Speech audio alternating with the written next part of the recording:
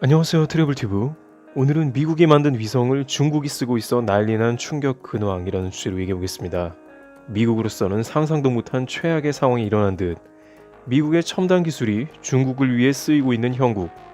현재 미국이 제작한 인공위성이 중국에서 활용되고 있는 정황이 포착되어 미국 안보 당국이 조사를 하는 등 미국의 안보에 큰 문제가 될 수 있다는 지적이 나오고 있습니다.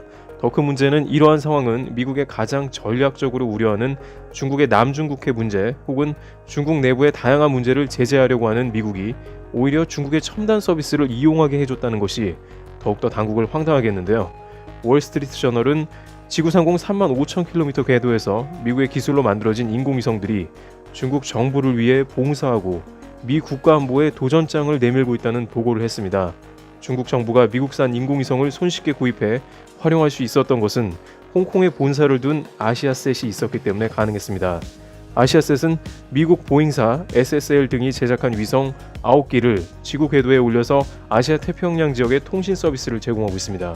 당연히 미국은 국가안보를 이유로 중국에 미국산 인공위성을 수출하지는 않습니다만 중국 국영 투자기업 중심그룹과 미국 칼라일 그룹이 주주로 있는 상장사 아시아셋을 통해서는 인공위성 수출이 가능한 구조였던 것입니다. 월스트리트 저널은 중국 정부가 홍콩 본사에 있어 제한을 받지 않는 중국 군부와 공안이 이 미국산 인공위성을 손에 넣었고 이것을 국가 통제에 활용하고 있다고 파악했습니다.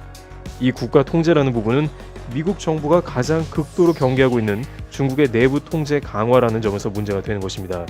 중국 내부의 시위나 인권 문제가 관련된 일에 중국의 공안 업무를 지원하며 심지어는 남중국해 군사시설 구축에도 미국산 인공위성이 일찌감치 2013년부터 활용되어 왔다는 것입니다.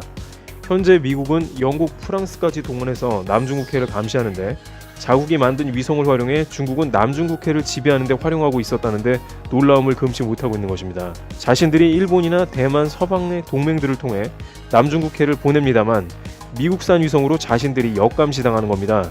최근 보잉은 아시아셋을 통해 10번째 위성을 제공하려고 했으며 아시아셋은 미국산 인공위성을 구입하고 쏘아 올려 중국 내부 통제 및 군사보안 지역에 아무런 제약 없이 사용이 되고 있다는 점을 지적하기도 했습니다. 최근 미국은 중국과 무역 협상을 벌이면서 쟁점인 기술 탈취 및 미국의 첨단 기술을 중국에서 도용하지 못하게 하는 각종 협상안을 주고받는 상황에서 이러한 폭로가 나와서 긴장감이 고조되고 있다고 매체는 전하고 있습니다.